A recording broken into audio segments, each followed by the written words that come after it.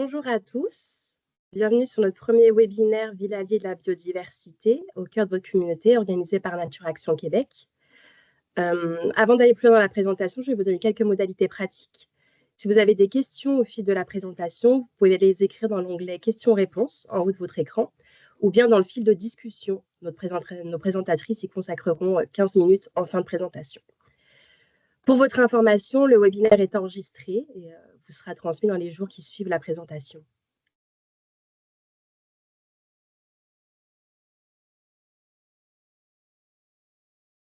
Donc, le thème du jour, c'est la biodiversité au cœur de la communauté, comme je le disais. Qui est Nature Action Québec? Nature Action Québec est un organisme de conservation des milieux naturels à but non lucratif dont la mission est de guider les personnes et les organisations dans l'application de meilleures pratiques environnementales. Vous voyez affiché à l'écran ses missions et ses axes d'action. Donc, on a par exemple l'acquisition et la conservation des milieux naturels, la restauration des milieux naturels et des habitats, la planification territoriale et le développement durable, ou encore l'adaptation au changement climatique.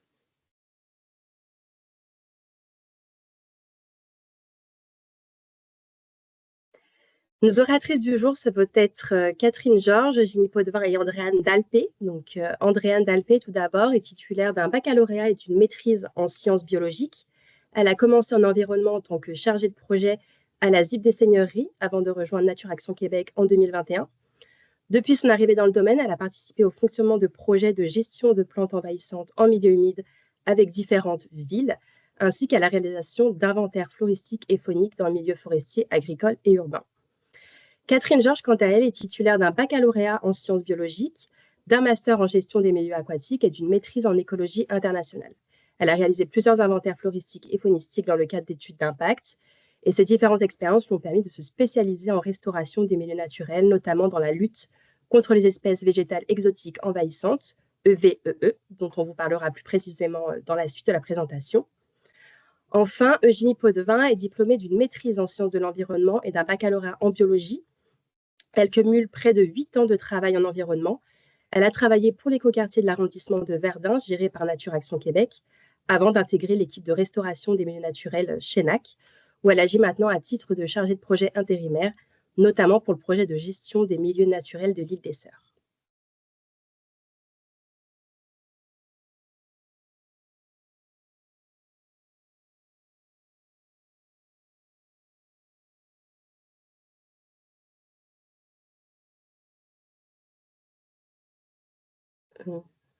Eugénie, je pense que tu peux passer la prochaine. Merci. Je m'excuse, il y a vraiment un décalage Un là, parce petit que ça fait délai. quelques secondes qu'il est Excusez-nous. déjà affiché, mais Aucun problème. C'est pour ça qu'on a coupé caméra et micro pour faciliter un petit peu tout ça. Donc, avant qu'on aille un peu plus loin, je voulais vous présenter Incube Nature. Donc, Nature Action Québec, avec le soutien de BNP Paribas et d'autres partenaires, lance un appel à projet pour financer des initiatives environnementales sur le territoire de la communauté métropolitaine de Montréal et sa périphérie. Ça se fait en 2 volets. Le premier volet qui est la protection et la mise en valeur des milieux naturels municipaux et le second qui est le verdissement des quartiers industriels. Je vais vous mettre un lien dans le fil de discussion pour que vous puissiez aller voir un peu plus en profondeur de quoi il s'agit.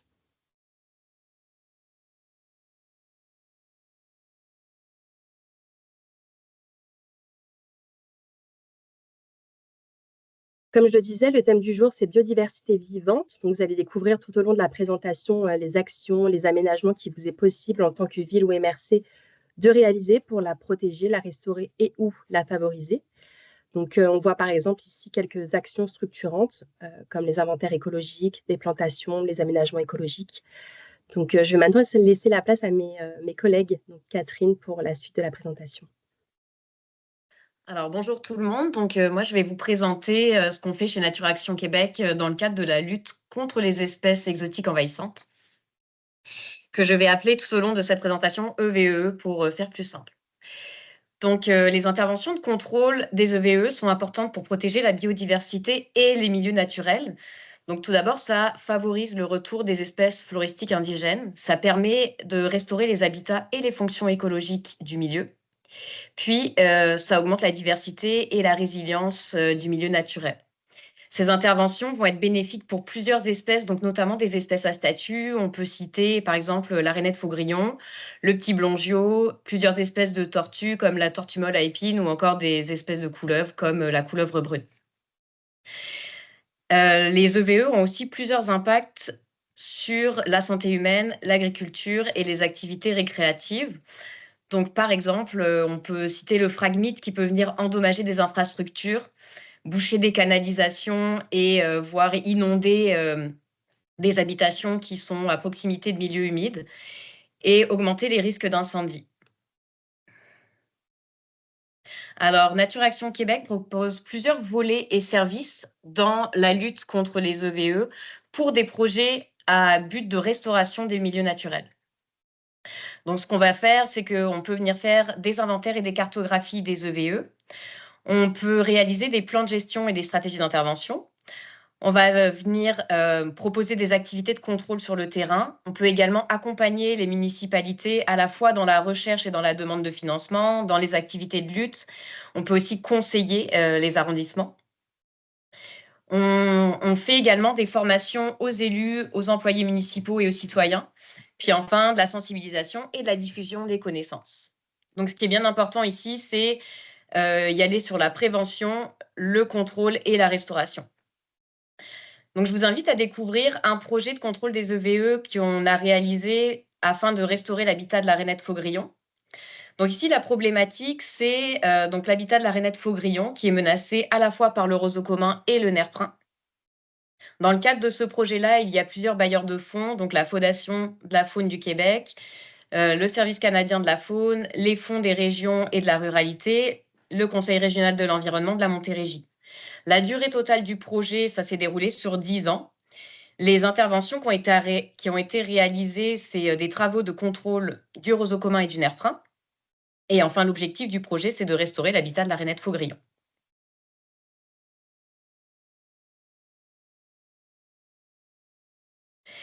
Donc ici, on voit les interventions qui ont été réalisées avant et après. Donc avant, on voit bien qu'on a un mur de phragmites, puis après les interventions, tout le phragmite qui a été enlevé.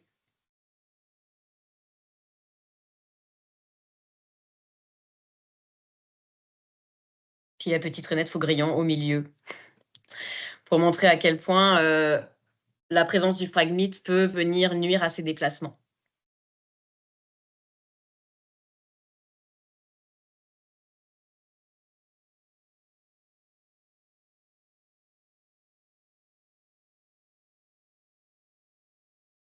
Un autre projet que je vous invite à découvrir, c'est le contrôle du nerf brun au parc de Pointe-aux-Prairies.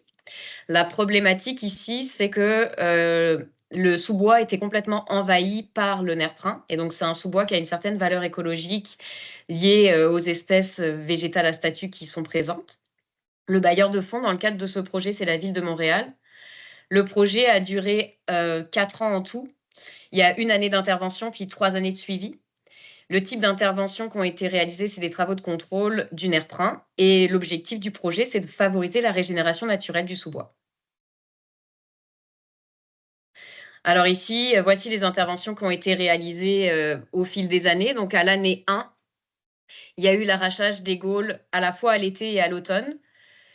Et l'encapsulation des souches. Donc ce qui s'est passé, c'est que lorsqu'il y avait des gros semenciers qu'on ne pouvait pas arracher à l'aide d'un extractigator, comme vous le voyez sur l'image, là, ma collègue qui a un outil orange, donc ça, c'est un extractigator pour venir arracher vraiment les gaules. Lorsque les arbres sont trop gros, le diamètre est trop gros, on vient les couper à l'aide d'une scie à chaîne et on encapsule en fait la souche. À l'année 2 et à l'année 4, 2 fois par année, encore une fois, à l'été et à l'automne, on vient arracher les semis qui sont issus de la banque de graines donc qui repoussent à cause des fruits qui sont dans le sol. Et on fait un suivi des sacs d'encapsulation, donc pour venir arracher les éventuels rejets de souche et vérifier que les sacs soient en bon état.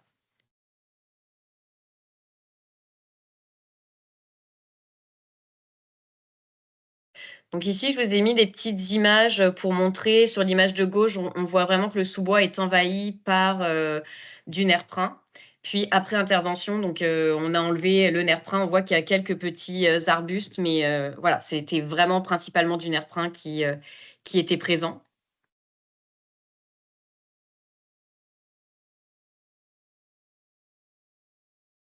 Alors les coûts, des travaux de lutte contre les EVE, ils dépendent notamment des types de projets et des services. Donc par exemple, est-ce qu'on vient chercher une formation? Est-ce qu'on veut réaliser des inventaires, des interventions? Il dépend également du type de VE à contrôler, des méthodes utilisées et des types d'interventions et enfin de la superficie à contrôler. Je remets l'emphase là-dessus, mais la prévention, ça reste vraiment la meilleure lutte possible contre les EVE. Voici quelques exemples de programmes d'aide financière qui sont disponibles. Donc il y a, des programmes au niveau du fédéral qui sont disponibles, donc comme le PIH, le programme d'intendance des habitats. Il y a également le programme de conservation du patrimoine naturel, il y a les programmes d'interaction communautaire, il y a le service canadien de la faune. Au niveau provincial, il y a, l'accélérateur de la conservation dans le sud du Québec, les supports financiers régionaux comme, les conseils régionaux de l'environnement et enfin le programme de la lutte contre les plantes exotiques envahissantes de la Fondation de la faune du Québec. Et bien sûr, ici, NAC vous propose de vous accompagner dans vos demandes de subventions. Donc on peut vous aider, soit à la rédaction, soit vraiment, amener des conseils, donc on s'adapte à vos besoins. Si vous avez besoin de plus de renseignements ou que vous voulez nous proposer un projet, vous pouvez toujours écrire à monsieur Cédric Bouet, donc qui est chargé de projet chez Nature Action Québec. Donc vous avez tous ses coordonnées ici et vous pouvez également, consulter la section sur les EVE sur notre page internet. Donc ici, vous avez le lien, puis je pense que Laetitia pourra le mettre dans le chat au besoin.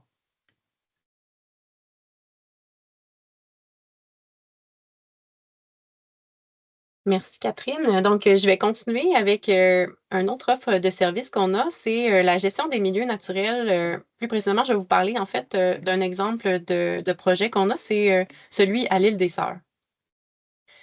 Donc, dans le fond, ça fait déjà 16 ans là, chez NAC qu'on est lié, dans le fond, l'arrondissement de Verdun nous mandate là, depuis 2008 pour faire la gestion des milieux naturels, des habitats naturels à l'île des Sœurs. Il y a différents objectifs derrière ça, dont ils sont notés ici, là. Donc, c'est assurer la protection, la mise en valeur du patrimoine naturel, maintenir et augmenter la diversité végétale et animale, détecter sur le terrain là, s'il y a des modifications au niveau des milieux, puis apporter des solutions concrètes aux conséquences des perturbations humaines. Avant de vous dire un peu plus concrètement qu'est-ce que ça veut dire dans la pratique, je vais vous présenter un peu les écosystèmes finalement de l'île des Sœurs. Donc, qu'est-ce qui est intéressant, c'est qu'on a vraiment différents types de milieux. On a des milieux qui sont vraiment à forte valeur écologique, puis d'autres qui sont plus anthropisés. Donc ici, je ne sais pas si vous voyez ma souris, mais ici en vert, là, au centre, on voit, c'est le boisé du domaine Saint-Paul, qui est un écosystème qui est classé là, comme écosystème forestier exceptionnel. Puis en bleu, juste à côté, c'est le lac des Battures, donc qui est aussi un milieu très important, notamment pour le petit blongiot, là, notre plus petit héron au Québec, dont c'est un des habitats essentiels. Donc ces deux milieux-là ensemble sont c'est protégé là, en vertu d'une servitude de conservation perpétuelle. Donc, Nature Action, nous, on vient s'assurer que tous les critères là, sont comblés là, par rapport à la servitude de conservation. Donc, voilà. Puis, donc, dans le fond, c'est ça. Il y a d'autres milieux, comme par exemple ce qu'on voit en vert là, qui fait le tour de la pointe sud de l'île des Sœurs. C'est vraiment un milieu plus anthropisé, là. C'est des milieux qui ont été créés à partir de terres de remblai, de la création des métros. Donc, vraiment, c'est récent. Puis, on voit là, qu'il y a beaucoup, il y a des sentiers informels, il y a toutes sortes de choses. Donc, c'est vraiment un milieu qui est moins naturel, si on peut dire, mais où il y a quand même des fonctions écologiques importantes, des services écologiques qui sont rendus de façon très importante pour les citoyens. Donc, c'est des milieux quand même où on vient intervenir. Donc, c'est ça. On peut agir à différents niveaux. J'ai pas mentionné là, le boisé Saint-Paul, il y a aussi il y a la présence là, de plus de 250 espèces d'oiseaux, 20 espèces à statut précaire. Donc, voilà. Donc, comment ça se traduit dans la pratique, notre mandat à l'île des Sœurs? On a un volet de surveillance des écosystèmes. Donc, on a vraiment une patrouille, une présence sur le terrain de façon hebdomadaire. L'été, on est à 2 employés, puis dans le reste de la saison, là, c'est un employé qui vient vraiment chaque semaine faire une espèce de ronde des milieux pour voir s'il y a des modifications, donc soit de l'impact des visiteurs, par exemple du vandalisme, ça peut être des abris de fortune, des fois des déchets, tout ça. Donc aussi, on a différents impacts là, au niveau, simplement, des fois, ça peut être le milieu naturel lui-même, là, comme des arbres qui tombent dans les sentiers, ou on a aussi une problématique de castors là, qui viennent gruger les arbres sur la rive. Donc, on assure comme ça vraiment une communication directe là, avec l'arrondissement. On espère comme ça réagir rapidement s'il y a des choses sur lesquelles on veut intervenir. Il y a aussi un suivi annuel des limites du boisé. Donc, par rapport à la servitude écologique, on vient voir s'il y a de l'empiètement dans les milieux. On vient voir si, parce que limitrophe au boisé, il y a des propriétés privées. Donc, des fois, il peut y avoir de l'empiètement. On fait aussi des suivis, là, des inventaires floristiques des espèces à statut. Donc, on vient voir les populations, comment elles évoluent à travers le temps. Un autre volet qu'on a, c'est l'entretien des aménagements et des infrastructures existantes. Donc, on a une équipe d'horticulteurs qui vient faire, si on veut, les entretiens plutôt lourds. Donc, il y a en tout 7 jours là, dans la saison où ils viennent faire soit du retrait de phragmites ou encore la lentille d'eau là, qui est présente dans certains lacs artificiels. Donc, c'est des exemples de travaux qu'ils peuvent effectuer. On va vraiment en fonction des demandes de l'arrondissement, des besoins qui sont observés. Donc, ça varie là, d'une année à l'autre, mais grosso modo, ça ressemble à ça. Il y a des travaux plus légers aussi qui sont effectués par les patrouilleurs. Donc, ça peut être au moment où ils font la patrouille, s'ils observent des choses, par exemple, des fois, il y a de l'entretien de sentiers, de la végétation qui prend le dessus dans les sentiers. Ça peut être aussi le dégagement des exutoires, donc plusieurs points d'eau. Puis on a aussi des installations, là, comme par exemple les nichoirs à hirondelles qu'on doit installer, enlever au début à la fin de la saison estivale. Donc, on a différentes infrastructures qu'il faut entretenir. Excusez. Continuer. Ensuite, aussi, on a un volet de sensibilisation des usagers. Donc, ça dépend d'un mandat à l'autre. Ça le varie à travers le temps. Des fois, c'est de l'argent qu'on va chercher là, hors mandat pour faire ces activités-là. Je pense notamment, là, on voit l'image ici, là, c'est une activité de sensibilisation par rapport à la découverte des chauves-souris qui avait été faite. Ça, c'était une subvention autre qui avait été utilisée pour ça. Donc, il y a des activités comme ça, grand public, qui peuvent avoir lieu. Des fois, on tient des kiosques là, pour informer les citoyens par rapport aux enjeux de la faune, de la flore. On a fait aussi à travers le temps l'installation de vraiment une dizaine et plus là, de panneaux d'information dans le boisé et puis aussi sur la pointe sud, principalement. Puis finalement, le point là, qui était écrit ici en premier, dans le fond, les patrouilleurs, quand ils font la visite des milieux naturels, ils vont aussi faire des interventions si c'est nécessaire là, au niveau des citoyens. Donc, il y a des choses qui ne sont pas permises là, à cause de la servitude écologique au niveau du boisé Saint-Paul, comme la circulation en vélo, puis la promenade des chiens. Finalement, la sensibilisation des usagers, ça passe aussi par des activités bénévoles. Donc, on est en lien avec des citoyens là, qui sont toujours intéressés pour faire des activités de façon bénévole. Aussi, on essaye de faire des appels là, quand c'est possible là, pour les inclure le plus possible dans nos activités de restauration. Un autre élément qu'on a mis en place à travers le temps, c'est les aménagements fauniques. Donc, on est venu installer différents aménagements pour la faune qui est présente. Ici, on voit un nichoir là, à hirondelle noire. C'est une espèce à statut là, qu'on a la chance d'avoir à l'île des Sœurs. Donc, ça fait partie des éléments. Ensuite, il y a un nichoir à canard brancheux. Dans le fond, on est dans un milieu marécageux. Donc, on retrouve ce beau canard-là que j'ai mis ici parce que je voulais donner un exemple plus concret. C'est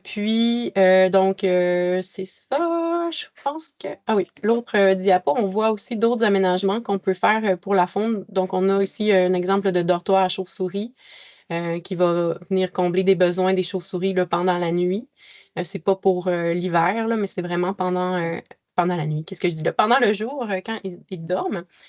Puis, on a ici un hibernacle à couleuvre là, qui est en construction. Donc, une fois que c'est recouvert, là, on voit presque plus rien. C'est pour ça que je l'ai imagé comme ça ici. Donc, c'est toutes des installations qui ont été faites là, pour favoriser la faune qui est sur place. Il y a aussi un îlot végétalisé au lac des Battures là, qui a été installé. Donc, ça, c'est c'est comme une plateforme de lézardage là, pour les tortues, entre autres. Ça peut être utilisé aussi par les oiseaux. Un autre projet, celui-ci, c'est un projet vraiment d'envergure qu'on a fait à l'île des Sœurs. C'est le projet de restauration de la bande riveraine de la pointe sud de l'île des Sœurs. Donc, c'est vraiment pour montrer un exemple de quand on est dans un milieu déjà, c'est plus facile pour nous d'avoir l'idée d'implanter, dans le fond, des projets de restauration qui vont être payés, dans le fond, par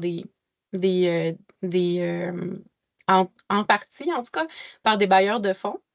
Donc ici, on est vraiment venu chercher un financement pour faire d'abord un plan de conservation. Donc, on est allé caractériser les milieux, évaluer c'est quoi les enjeux, les opportunités qu'il y avait, puis proposer une série d'aménagements, d'interventions à faire.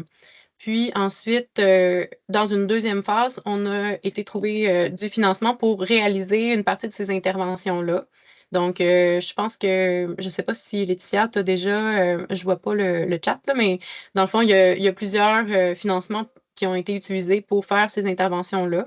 Le plus gros, c'était le PIC, le plan d'intervention communautaire.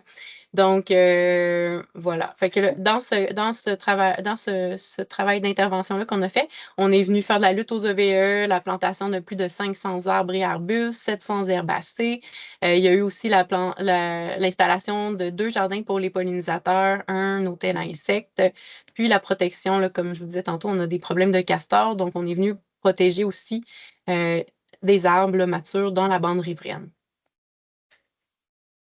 Donc, je vous laisse ici mes coordonnées si jamais vous avez des questions par rapport à ce service-là. Je voulais aussi rapidement aborder un autre service qui est offert par une autre direction. C'est une de mes collègues là, qui m'a laissé présenter ce projet-là. Ce n'est pas mon projet à moi, mais je vais vous laisser ses coordonnées à la fin. Donc, c'est la gestion, non pas des milieux naturels, mais plutôt des espaces verts. Donc, on accompagne les municipalités pour faire des aménagements d'infrastructures vertes. Ici, on veut faire un peu le point sur le fait que nous, on offre aussi ce service-là pour le verdissement de quartiers industriels parce qu'on pense que c'est un endroit qui peut être très fécond, là. Donc, c'est des fois des endroits qui sont un petit peu marginalisés ou en tout cas qu'on ne valorise pas beaucoup, mais il y a beaucoup de potentiel là, pour faire des aménagements pour la biodiversité. Donc, les services qu'on peut offrir, accompagnement des municipalités et aussi on accompagne les ICI, donc institutions, industrie et commerce, pour faire ces aménagements-là.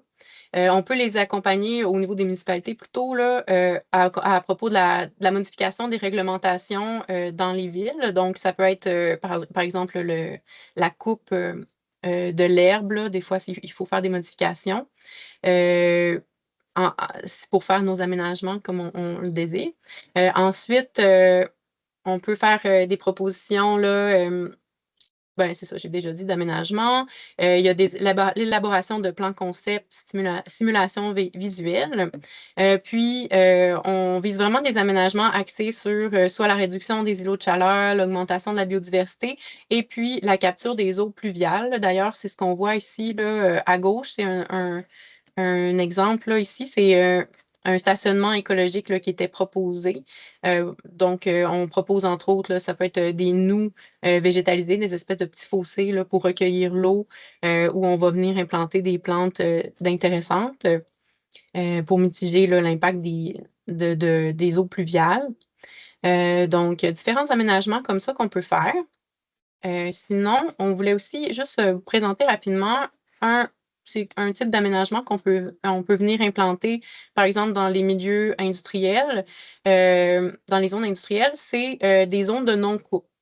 Donc, ça s'insère dans une gestion différenciée des espaces verts. Je ne sais pas si vous connaissez un peu ce concept-là, mais c'est vraiment de venir gérer de façon différente les espaces verts en fonction de l'utilité qu'on veut lui donner. Donc, c'est bien d'avoir des espaces verts pour permettre aux enfants de jouer au soccer, les gens de se reposer, faire des pique-niques, je ne sais pas. Mais on peut aussi penser à faire de la gestion, une gestion différente, dans le fond, pour favoriser la faune, la flore. Donc, ici, on parle de zones de non-coupe. Ça peut être aussi des zones, dans le fond, on ne coupe pas, c'est ça, on coupe, si ça le dit littéralement, là, on ne coupe pas le gazon. On peut aussi venir semer des graines là, pour favoriser une diversité d'espèces. Donc, c'est ça. Donc, on vient vraiment favoriser les pollinisateurs et puis les oiseaux. Donc, voilà pour ça. C'est vraiment rapide là, comme un tour d'horizon. Je vais vous laisser les coordonnées de ma collègue là, Laurence Cadotte qui s'occupe de ce genre de projet-là. Donc, si vous voulez lui adresser des questions ou si vous avez plus d'informations à aller chercher, vous pouvez la contacter. Je vais laisser ma parole à Andréane. Oui, je vais me permettre d'enchaîner avec les aménagements agro-environnementaux. Donc, en soi, je vais vous présenter le genre de projet qu'on fait. C'est surtout des aménagements en milieu agricole. Donc, c'est vraiment des accompagnements personnalisés selon les désirs et les besoins du producteur. On parle autant de bandes riveraines élargies, de haies brisement, d'îlots de biodiversité dans les coins de champs. On peut ajouter à tout cela des structures fauniques, donc nichoirs, perchoirs sont les plus populaires, entre autres. Et on inclut bien sûr un entretien là, pour les emménagements pendant 3 ans. Les étapes, grosso modo, ça va être une visite terrain pour commencer, bien sûr. Il faut savoir le terrain ressemble à quoi. Puis en général, les producteurs ont déjà des belles choses en place qui ne sont pas nécessairement au courant du positif que ça peut apporter à la faune autour de chez eux. Donc, on leur écrit un rapport, dans le fond, un diagnostic de biodiversité de tout ce qu'on voit pendant notre visite terrain qui est déjà positif pour la faune, que ce soit un amas de roches qui a été pris dans le champ et en placé à un endroit spécifique, que ce soit des vieilles clôtures qui ont été laissées en place, des poteaux. Tous ces petits détails-là sont recueillis là, pour le diagnostic, pour leur montrer qu'ils en font déjà.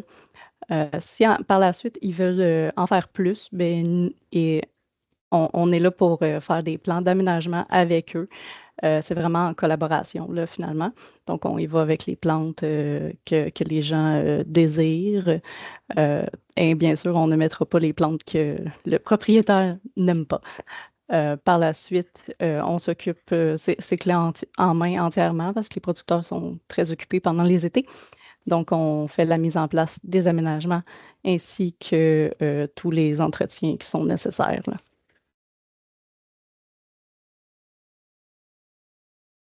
Donc, pour la suite, en soi, je voulais mentionner un petit peu tous les ajouts bénéfiques que ça pouvait apporter, en plus d'offrir des habitats pour la faune, d'améliorer la santé de l'environnement et de restaurer la connectivité qu'on a perdue avec le temps.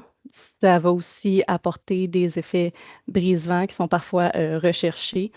Ça va aider la stabilisation de nos berges.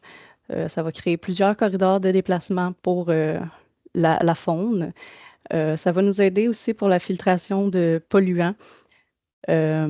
Et on voit souvent une augmentation de la présence de pollinisateurs et aussi d'insectes alliés des cultures là, lorsqu'il y a des plantations en pourtour de champs. Pour être plus précis sur votre territoire à vous, ce que ça va donner, Eugénie, je ne sais pas si tu avais déjà fait la demande de changement de page, mais sur votre territoire plus précisément, ça va aider quand même l'attractivité touristique. Ça amène une diversité. Ça a été prouvé que le cerveau humain aime beaucoup la diversité. Ça va amener aussi une sécurité routière. en soi, des haies brise-vent, des plantations.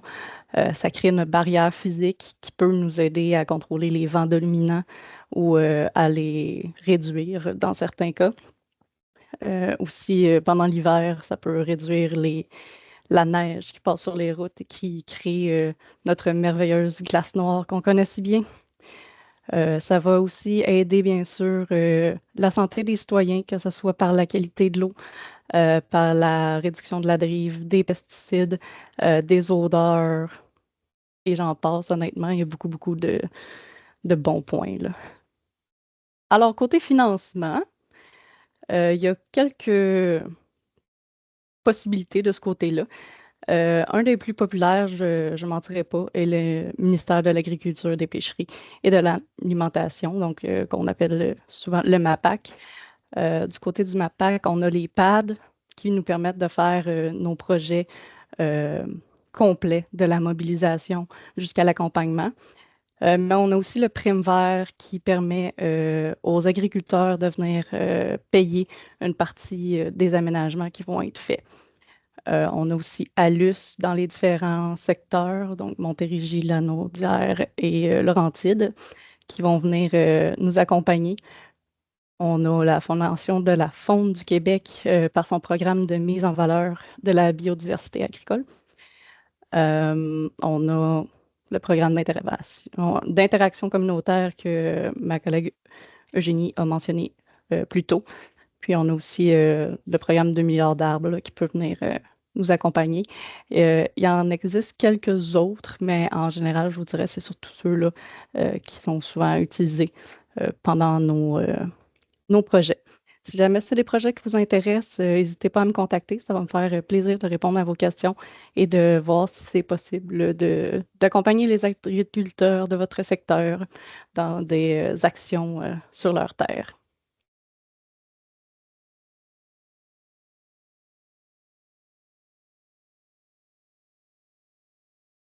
Je finissais la présentation avec quelques photos.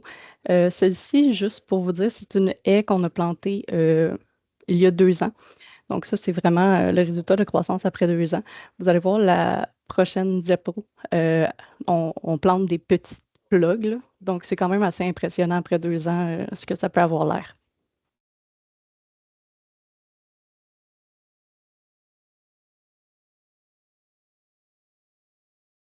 Ah, l'autre diapo. Ah non, elle a été... bon, c'est pas grave. Ben, ça vous donne une idée. C'est vraiment des petites plantations. Merci. Merci à nos oratrices. Donc, je vous ai mis leurs contacts clés dans le fil de discussion. Comme ça, si vous avez plus de questions ou si vous en avez d'autres qui viennent par après, je vous invite à leur écrire. On a encore le temps pour des questions, donc n'hésitez pas à écrire. J'ai vu qu'il y en a une qui avait popé juste au début, donc je vais vous laisser savoir qui sera en mesure de répondre.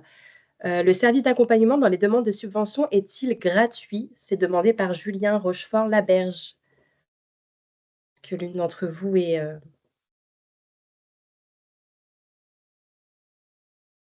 Ben, peut-être que je peux me lancer. Ben, dans le fond, je pense qu'il faut voir un peu avec la ville, avec la municipalité, tu sais, le projet qui est en question. Est-ce qu'il y a du financement d'abord pour ça de possible? Donc, tu sais, on ne fait pas juste de la recherche de bailleurs de fonds. Il faut vraiment être inclus dans le projet qui risque d'avoir lieu. Il faut que ça cadre avec nos objectifs. Là, dans le fond, il faut que ça cadre avec notre mission. Donc, je dirais que si vous avez un projet en tête, peut-être déjà nous en parler, nous approcher, puis nous, on verra, on pourra vous dire, tu sais, est-ce que c'est possible ou non de continuer avec vous, puis de voir pour la recherche de financement. Bien souvent, par contre, tu sais, c'est pas 100% financement à l'externe. J'imagine que vous êtes un peu au courant de comment ça fonctionne. Donc, il y a une partie quand même qu'il faut débourser là, au niveau de la municipalité ou de la MRC ou en tout cas du client, là. Donc, c'est ça. C'est pas comme un service à part, là. Ça vient vraiment avec toute la planification du projet, là, dans le fond. Merci Eugénie. Pour l'instant, J'en ai une qui vient juste de rentrer. Est-ce possible de nous rappeler votre territoire d'action? Par Claudia Charon. Est-ce que je peux peut-être continuer, si vous voulez, à moins que quelqu'un d'autre veut enchaîner? Dans le fond, notre territoire d'action, c'est beaucoup le sud du Québec, autour. Nous, on est basé à Belleuil, là, mais on fait un peu la rive nord, la rive sud. Maintenant, on a un petit peu d'intervention aussi au niveau de Trois-Rivières, mais on se concentre vraiment autour de Montréal, là, je dirais, là. Merci Eugénie. En quoi consiste l'encapsulation des souches par Claudie Sabourin?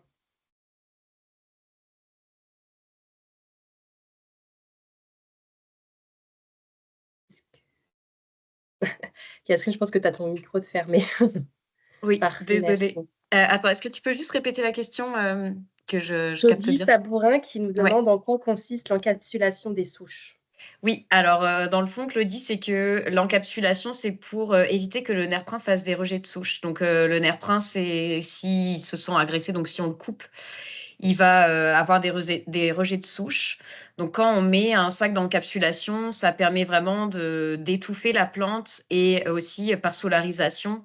En fait, pas par solarisation, mais mettons que donc la plante va être coupée de toutes ses ressources, chaleur, lumière, je veux dire surtout.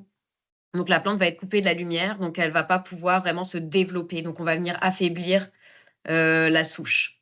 Puis ce qu'il faut venir vérifier, c'est qu'il peut y avoir des rejets qui vont passer en dessous du sac d'encapsulation. Donc là, on va venir arracher ces rejets-là, puis bien venir replacer le sac. Donc c'est pour ça que c'est important de réaliser des suivis. Si jamais on voit que le sac est endommagé, ben, on doit de nouveau le laisser pendant 2 ans. Donc c'est ça, le sac reste un minimum de 2 ans. S'il y a un endommagement ou vraiment des rejets de souche, on le relaisse pendant 2 ans. Est-ce que c'est bon? Ça répond à la question? Merci Catherine. Je n'ai pas d'autres questions pour l'instant. Je pense que ça sera bon. Je vais voir dans l'onglet ici. Je vais juste me permettre d'ajouter que Oui, vas-y l'encapsulation, c'est Andréane. vraiment des sacs spécifiques à cet effet-là. C'est des sacs plus robustes, finalement, là, avec des sacs à poubelle construction. Les risques que ça perce seraient beaucoup plus élevés, là. Merci Andréane. J'ai une nouvelle question ici qui est comment réussissez-vous à travailler avec les agriculteurs? Est-ce les agriculteurs qui vous contactent ou les mairies ou les villes? Donc, en soi, on a déjà des ententes avec les villes et les MRC dans lesquelles on participe avec les acteurs agricoles. Euh, de façon générale, on va joindre les agronomes du coin pour nous accompagner dans ces échanges-là, dans la mobilisation, afin d'avoir quelqu'un qui a déjà les contacts avec les agriculteurs, là. Donc, c'est plus aisé d'avoir le lien de confiance que quand on fait juste appeler comme ça sans nécessairement avoir les de personnes déjà en contact avec eux. Donc, c'est les agronomes du coin qui vont expliquer notre projet aux agriculteurs et en même temps, on ajoute justement un rapport agronomique gratuit à nos services. Donc, ça nous permet de bonifier là, en leur fournissant un rapport de biodiversité, mais aussi un rapport plus agronomique là, finalement. Donc, c'est vraiment en collaboration avec les villes et les acteurs déjà présents sur le territoire là, qu'on va aller mobiliser les producteurs de façon générale. Merci Andréane. J'ai une autre question de Laurent Méret qui nous remercie déjà, donc merci pour la présentation, qui nous demande si on travaille sur d'autres EVE que les 2 mentionnés pendant les présentations. Oui, alors bonjour Laurent. Oui, bien sûr, j'en ai présenté 2 principales, mais effectivement, on travaille sur d'autres EVE, donc ça peut être les herbacées aussi, donc la lierre, Égopode. Bien sûr, il y a la fameuse renouée du Japon aussi. Donc non, on ne se limite pas à une ou 2 EVE en particulier. On vient vraiment à la fois faire des inventaires, des caractérisations, la cartographie de plusieurs, d'une grande diversité d'EVE. Donc on a eu par exemple un projet à Rosemère où c'était l'inventaire des EVE sur plusieurs milieux naturels. Donc là, on vient vraiment cartographier dans l'ensemble les différentes espèces qui sont présentes sur le territoire. Et s'il y a de l'intervention aussi à faire, on vient faire les interventions. Merci Est-ce que Catherine. ça Pour répond à l'instant, votre question, Laurent? j'ai pas d'autres questions. C'est bon. Ça répond à la question. Merci Catherine. Je peux laisser encore 2-3 minutes si vous avez des questions auxquelles vous pensez. Sinon, on va pouvoir clôturer ici, si jamais. Je vous ai mis les contacts clés des différents sujets qui ont été abordés dans le fil de discussion. Donc, n'hésitez pas, si vous avez des questions par après, à contacter nos oratrices et puis leurs collègues qui répondront à vos questions. Je pense qu'on peut clôturer ici. Donc, je vous invite à rejoindre la semaine prochaine. On a le second webinaire des villes alliées de la biodiversité, donc à la même heure, 10h30. Attends, je vois qu'il y a une autre question. Ah, ça vient d'arriver, parfait. Laurent, toujours, concernant l'accompagnement des villes dans la gestion différenciée avec les zones de non-coupe, est-ce que les coûts de gestion pour les villes sont pris en compte pour les changements de pratiques et le ressenti de la population sur ces zones? Je peux répéter si jamais vous avez besoin.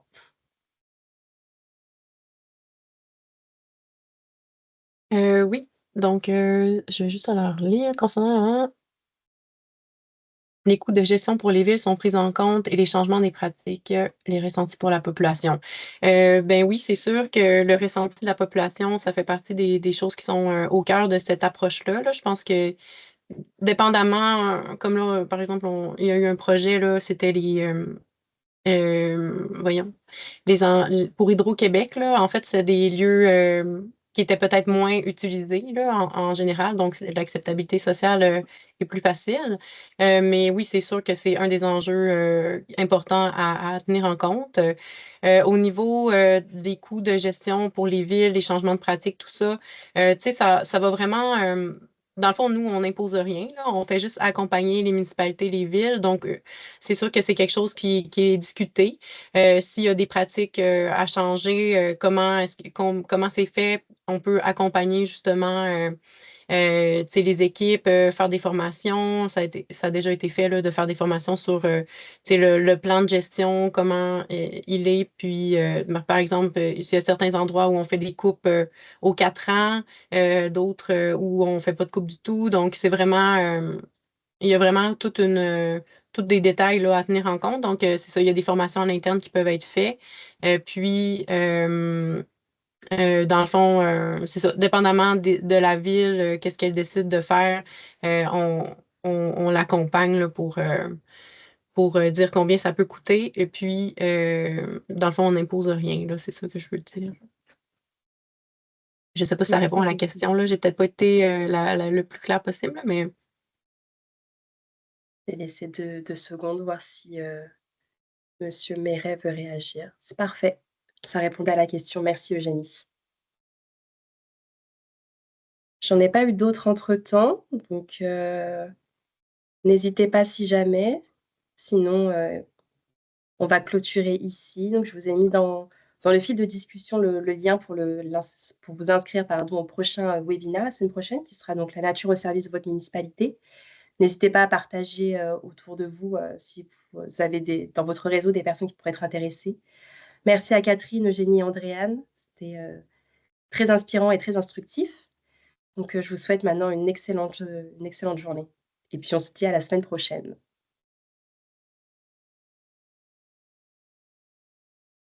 Merci tout le monde, bonne journée. Merci, au revoir.